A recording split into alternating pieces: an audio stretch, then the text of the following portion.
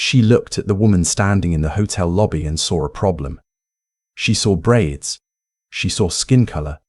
She saw luggage that was too nice for the body carrying it. What Craig Whitfield, front desk manager of the Grand Elara Hotel in Midtown Atlanta, didn't see was the silver star pinned in a shadow box in that woman's home office. He didn't see the 2 tours in Iraq, the 3rd in Afghanistan, or the commendation letter signed by the Secretary of Defense. He didn't see the rank of Lieutenant Colonel, United States Army, retired. He just saw a black woman in her mid-40s standing at his marble counter, and he decided, in the space of 3 seconds, that she didn't belong there. This is the story of how a petty man with a name tag and a superiority complex chose the wrong woman to humiliate, and how the fallout cost him everything he had spent 20 years pretending to be. The Grand Elara was the kind of hotel that used the word curated a lot. Curated amenities. Curated experiences. The lobby smelled of white tea and money, and the staff were trained to make certain guests feel at home while making other guests feel, without ever saying it directly, that they had wandered into the wrong building. Craig Whitfield had been perfecting that particular skill for 19 years. He was a trim man, 51, with the pallid complexion of someone who spent his days under recessed lighting, and his evenings resentful of people who hadn't. He wore a charcoal suit that was slightly too small across the shoulders, a fact he compensated for by standing very straight and speaking in a voice pitched just above what was necessary. He had never been promoted above front desk manager, a ceiling he blamed on diversity quotas and bad luck, and never, not once, on himself. On a Tuesday morning in mid-October, Lieutenant Colonel Vivienne Hargrove walked through the revolving door of the Grand Elara, pulling a single carry-on bag and holding her phone loosely at her side. At 47, Vivienne had the kind of posture that came from years of standing at attention, and the kind of quiet that came from years of deciding when silence was a weapon and when words were. She wore civilian clothes, a well-cut charcoal blazer, dark slacks, low heels, and her natural hair was pulled back simply. She did not look flashy. She did not look like she was trying to impress anyone. She looked, to anyone paying attention, like a woman who had walked into far more difficult rooms than this one and had left all of them standing. She was in Atlanta for a speaking engagement at the annual Veterans Leadership Forum, held that year at the Elara's Conference Center. She had been invited 8 months ago. Her room was pre-booked and prepaid by the Department of Veterans Affairs, the confirmation number sitting in her email alongside a letter of welcome from the hotel's own general manager. None of that mattered to Craig Whitfield. He watched her cross the lobby. He watched the way the doorman, young, eager, new, nearly fell over himself to hold the inner door for her. He watched her move to the counter with the unhurried confidence of someone who expected to be treated well. And something in him curdled. "Checking in," Vivienne said. Her voice was low and even, the kind of voice that had once given orders in active combat zones and had never needed to raise itself to be obeyed. Whitfield didn't smile. He clicked at his keyboard with the deliberate energy of someone performing competence rather than demonstrating it. Name: Hargrove. Vivienne Hargrove. More clicking. A pause that was 3 seconds too long. "I'm not seeing a reservation under that name." Vivienne looked at him steadily. The reservation was made through the Department of Veterans Affairs. The confirmation number is H44729-Elara. Whitfield typed. Stopped. "I see a block reservation for the Veterans Forum. Those rooms don't begin check-in until 3 o'clock. "It's 11:45, Vivienne said. I'm also aware that the confirmation email I received specifically states early check-in is available for speakers and presenters with advance notice, which was submitted." She held up her phone, the email visible on the screen. "I spoke with guest services last Thursday." Whitfield barely glanced at the phone. "I'm afraid I can't honor that. We're at capacity from a weekend event." He looked past her shoulder, the classic dismissal. "You're welcome to leave your bag with the bell desk and return at 3. Vivienne set her phone face up on the counter. She didn't raise her voice. She didn't make a scene. She simply looked at Craig Whitfield with the particular expression of a person who has encountered this precise situation enough times to recognize it before it announces itself. "Is there a manager I can speak with?" she asked. "I am the manager on duty." "I mean your general manager." "Mr. Parrish is in meetings until 2. "Then I'd like to leave a message for Mr. Parrish." She reached into her jacket pocket and produced a business card. She placed it on the marble counter beside her phone. My name is Lieutenant Colonel Vivienne Hargrove, retired. I'm a keynote speaker at the Veterans Leadership Forum that begins in this hotel in 4 hours. I am currently being told my confirmed early check-in is unavailable, despite documentation. Whitfield looked at the card. His jaw moved slightly as if chewing something unpleasant. I understand you're frustrated, he said, which was the sentence hotel managers used instead of saying I don't care. But policy is policy. The policy, Vivienne said calmly, that was overridden by your own guest services department in writing. A man in a suit appeared at the far end of the counter. Marcus, the assistant manager, 26, 6 months into the job and already experienced enough to recognize when a situation was about to become a catastrophe. He began moving toward them with the focused energy of someone trying to reach a fire before it spreads. He didn't make it in time. Because Whitfield, in the grip of something that had nothing to do with hotel policy and everything to do with the particular poison that had been fermenting in him for 19 years, leaned forward slightly and said, at a volume that carried across 3 feet of marble counter and 2 feet beyond, "Ma'am, I'm going to have to ask you to lower your voice. Other guests are trying to enjoy the lobby." Vivienne had not raised her voice. Not once, not by a single decibel. A woman in pearls waiting near the elevator turned to look. A couple checking out paused, bags at their feet. Marcus reached the counter and said quickly and quietly, "Mr. Whitfield." "I have it handled, Marcus." Whitfield kept his eyes on Vivienne. Vivienne looked at him for a long, quiet moment. When she spoke, he was barely above a conversational level. "I want you to be very clear about what is happening right now," she said. "You told me my room isn't available, which contradicts my confirmed documentation. You told me to wait, which I can do. Then you told me I was being loud, which I was not, in front of other guests. I want you to think very carefully about the next thing you say to me." Whitfield's neck colored. The thing about men like him was that a measured response read as aggression because it didn't come with the fear he was used to producing. "I've been nothing but professional," he said. "If you feel otherwise, you're welcome to file a complaint with corporate. The number is on our website." Then he turned to the next person in line. He didn't see Marcus pull out his phone. He didn't see the woman in pearls near the elevator quietly lift her own phone and begin recording. He didn't see the young doorman outside, who had watched the entire exchange through the glass, send a text message to his girlfriend that read, "This manager just tried to make a retired army colonel feel like she didn't belong here. She didn't even flinch." It was something to see. He didn't see any of it. He was already explaining the weekend valet package to a white couple with matching luggage, smiling for the first time all morning. Marcus stepped quietly to the end of the counter. He picked up the desk phone and dialed an internal extension. He said 3 sentences. Then he hung up and walked directly to Vivienne. "Lieutenant Colonel Hargrove," he said, and he said it clearly so it carried. "I am so sorry for the confusion. Please allow me to take care of your check-in personally. Your room is ready." Whitfield's head turned. Vivienne picked up her business card from the counter, looked at Whitfield once, just once, the way a person looks at something they've already decided what to do about, and followed Marcus to the end of the counter. Whitfield told himself it was nothing. He told himself the kid had buckled to a difficult guest. He told himself by 3 o'clock it would be forgotten. He was wrong about all 3. What Craig Whitfield didn't know, because he'd been too busy being himself, was that Marcus had called Derek Parrish. Derek Parrish had not, in fact, been in meetings. He had been in his office 40 feet away, on a call with regional leadership. That he ended the moment his assistant manager relayed the situation in 3 sentences. What Whitfield also didn't know was that the Veterans Leadership Forum was not a small departmental conference.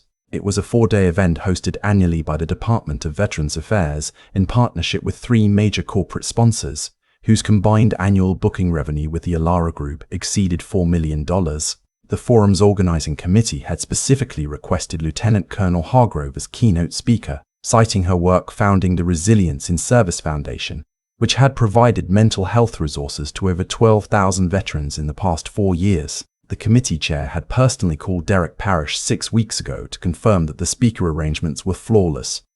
They had a very different conversation 2 hours later.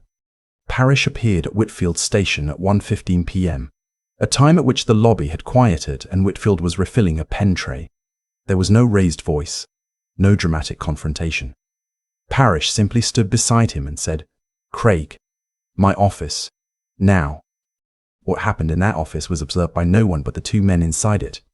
What was observed was that Whitfield emerged 18 minutes later, collected his personal items from the small cabinet beneath his station, a phone charger, a travel-sized allergy spray, a photograph from his daughter's wedding, and left the building through the staff exit at 1:33 p.m. He did not return to his station.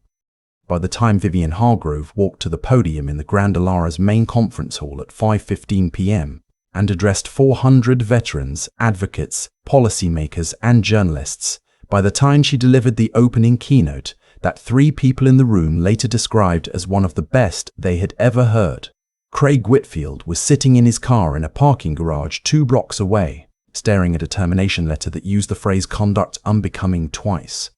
He drove home to Dunwoody on autopilot. He parked in the driveway of the split level he had lived in for 14 years and sat for a while with the engine running. His wife Patricia met him at the door. She knew immediately that something was wrong because Craig Whitfield was not a man who came home at 2 in the afternoon, and he was not a man who looked small. Right now, he looked very small. He told her the version in which he had been treated unfairly. The guest had been difficult. Management had overreacted. He had done everything right and been made a scapegoat. He was calm while he said it, using the administrative language he defaulted to when he was lying to himself as much as to anyone else. Patricia listened. She was a quiet woman, and she had been married to Craig for 22 years, and she understood better than he did the space between what he said and what he meant. She asked him one question. Was she black? Craig said, "What does that have to do with anything?" Patricia went upstairs. She came back down 40 minutes later with her laptop. She set it on the kitchen counter and turned it toward him without a word. The video had been posted at 2047 p.m. by an account called Art ATL Traveler with the caption, "Front desk manager at the Grand Elara in Midtown Atlanta told a retired Army lieutenant colonel she was being loud when she was speaking at a normal volume. Watch for yourself." The clip was 47 seconds. It showed Vivienne Hargrove, still and composed, placing her phone on the counter. It showed Craig Whitfield looking past her shoulder. It showed, clearly and without ambiguity, the moment he told her she needed to lower her voice. And it showed, for anyone with ears, that she had not been loud. The video had been viewed 340,000 times. Craig stared at the number and felt the floor shift. By morning it was 1.1 million. The comments were not kind. They were not unkind in the practiced way of people who enjoy cruelty. They were unkind in the way of people who recognized something true and responded to it with the bluntness that recognition produces. She never raised her voice. Not once. He made that up to humiliate her in front of people, and it is on video. I've seen this my entire career. You speak calmly, professionally, with documentation, and they still find a way to make you the problem. He told a decorated combat veteran she was being disruptive for presenting her confirmation email. Let that sink in. Someone found his LinkedIn profile. Someone else found his employee bio, which had included a line about his 19 years of hospitality excellence and his commitment to guest satisfaction. A journalist at the Atlanta Journal-Constitution, who covered business and workplace discrimination, had, by Tuesday evening, made 2 phone calls and confirmed his termination with a spokesperson for the Elara Group, who released a statement that was 3 sentences and notably warm toward Lieutenant Colonel Hargrove. By Wednesday morning, the story had reached national outlets. Not because anyone had pushed it. Because 47 seconds of video had made an argument more efficiently than any press release ever could. The firing was only the beginning, though Craig Whitfield didn't fully understand that for another 6 days. On Thursday, the Resilience and Service Foundation, Vivienne Hargrove's organization, saw its donation portal crash twice due to traffic volume. By Friday, it had received more in online contributions than it typically saw in a quarter. New donors cited the video. They cited Vivienne. Several cited, specifically, her composure. On Saturday, Craig's daughter called him. She was 29, a teacher in Marietta, and she had seen the video on Thursday morning before she had a chance to hear his version. She told him she loved him. She said it the way people say things they believe but wish weren't complicated. Then she said she needed some time before she could talk to him about it. He didn't call back.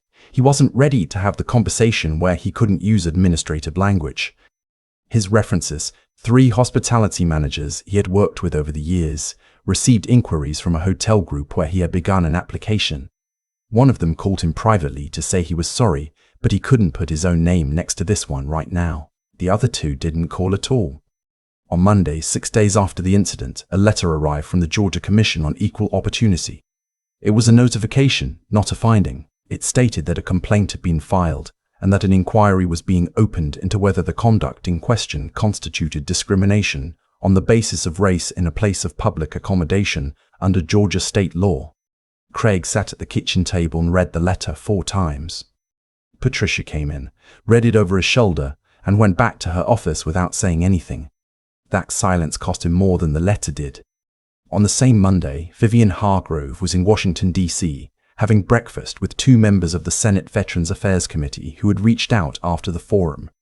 The meeting had been scheduled before the video. The video had simply meant that the meeting began with a different energy than originally anticipated.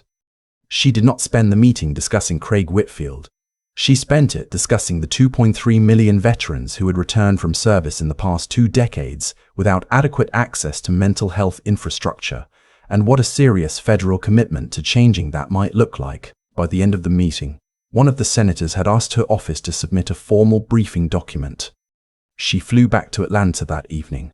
Her assistant picked her up from the airport and told her the foundation's inbox had received over 900 partnership inquiries since Tuesday. Vivienne looked out the car window at the city lights and was quiet for a moment. "Schedule a team meeting for Thursday," she said. "We're going to need more people." She didn't say anything else about it. There wasn't anything else that needed saying. Craig Whitfield eventually found work. 6 months later, he was managing the front operations of a mid-tier extended stay property near the airport, a job that paid 30% less than his previous position and existed in a part of the hospitality industry that did not use the word curated. He performed it adequately. He was not rude to guests. He was also not warm to them. He moved through his days with the careful, diminished energy of a man who had learned, too late and at too high a cost, that the thing he'd been protecting all those years hadn't been dignity. He had a session, once, with a counselor through his wife's employer's assistance program. He sat in a beige chair and said he thought he might have been unfair to a guest. The counselor asked him to say more. He said he thought he had assumed things he shouldn't have assumed. The counselor asked what kind of things. Craig Whitfield sat with that question for a long time. He didn't answer it fully, but he came back the following week, which was something. Whether it was enough was not something anyone outside the beige room could measure. At the Nathan Washington Veterans Youth Center in Atlanta, named for no one in particular but chosen by Vivienne's board because the name carried weight without requiring explanation, there was now a program called Steadfast, which paired recently separated veterans with mentors who had navigated the transition from service to civilian life. Vivienne ran it personally 2 Saturdays a month, in a room with folding chairs and terrible coffee, and the particular honesty that came from being around people who had already survived the worst thing and knew that the second worst thing was pretending they were fine. On a Saturday in early April, a young man named Darius sat across from her and told her he didn't know how to explain to people what he had seen, and he didn't know how to make people understand why he still woke up at 4 a.m. and stood at the window looking at nothing. Vivienne listened without filling the silence when he paused. Then she told him that understanding wasn't always the goal. Sometimes the goal was just not being alone with it. She didn't tell him about the hotel. She didn't tell him about the video, or the letter, or the senator's office, or any of it. None of it was relevant to what he needed in that room, in that chair, at that moment. What mattered was that the room existed, that it was funded, that it was his for as long as he needed it. The rest was just what had made it possible. There was a particular kind of arrogance that mistakes a title for a self. It confuses the authority conferred by a name tag, a badge, a reserved parking spot, with something that belongs to the person holding it rather than the institution that lent it. This kind of arrogance doesn't announce itself loudly. It operates in small moments, in the half-second pause before a greeting, in the direction a gaze travels, in the decision about whose documentation deserves scrutiny and whose does not. Craig Whitfield was not a monster. He was something more ordinary and in some ways more dangerous. A man who had let that arrogance make decisions for him for so long that he had stopped noticing it was happening. Vivienne Hargrove didn't set out to teach him a lesson. She set out to check into a hotel. What followed was not a victory she pursued. It was a consequence she declined to shield him from. She never raised her voice. She never needed to. That's what real authority looks like. Not the kind borrowed from a name tag, but the kind built across a career, in rooms far harder than a hotel lobby, carrying weight that never required announcement. If this story stayed with you, share it with someone who needs to hear it. And if you believe that respect should never have to be earned twice by the same person, like the page, leave a comment, and subscribe to Voices of Truth. Stories like this one are waiting. I keep thinking about that 47-second video. Not the part where Craig Whitfield looks past her shoulder like she isn't there. Not even the part where he tells her to lower a voice she never raised. I keep thinking about Vivienne Hargrove's hands. Flat on the counter. Completely still, like she had made a decision, somewhere years before that moment, about what kind of person she was going to be when the world tried to make her feel small. That stillness didn't come from nowhere. It was built. You don't survive 3 combat tours and come home and build an organization that reaches 12,000 veterans by being someone who unravels under pressure. That kind of steadiness is the result of choosing over and over again to respond to hard things with clarity instead of reaction. Vivienne had been doing that her whole adult life. Whitfield just happened to be the most recent thing that required it. What strikes me about the way this unfolded is that she never needed to do anything dramatic. She placed her phone on the counter. She asked for a manager. She stated her name and her title clearly enough that people nearby could hear it. That was all. The consequences that followed, the termination, the video, the letter from the Equal Opportunity Commission, the slow contraction of his professional world, none of that required her to fight. She just refused to disappear, and the truth did the rest. There's something in that worth sitting with. We're often told that getting justice requires a confrontation, that you have to be loud or aggressive or willing to match someone's ugliness with your own. What I saw in Vivienne's story is that the most powerful thing she did was stay exactly who she was. She didn't shrink. She didn't perform. She brought her full self into that lobby. Her documentation, her rank, her composure, her absolute refusal to be embarrassed out of what she was owed. And she just stood there, in the light, and let Craig Whitfield make his choice. He made the wrong one. And not because the universe was watching or because some moral accounting system was keeping score. He made the wrong one because he had been making it for 19 years in smaller ways, and those choices had built a version of himself that couldn't recognize danger even when it was standing in front of him, calm and documented, and 47 seconds away from being seen by over 1 million people. That's what I find myself returning to when I think about Darius, sitting in that folding chair on a Saturday morning in the center Vivienne built with money she refused to keep. He told her he didn't know how to explain what he'd been through. She told him that understanding wasn't always the goal. Sometimes the goal is just not being alone with it. That answer came from a woman who had been alone with a lot of hard things and had figured out, through something that looked like wisdom but felt like survival, that the way through wasn't around. Integrity is slow, it accumulates in moments no one photographs, but it also compounds. And when the moment finally comes that tests everything you've built, when a man with a name tag decides you don't belong in a room you have every right to be in, the person you've been quietly becoming shows up for you. It showed up for Vivienne, not just in the lobby, in every room that came after.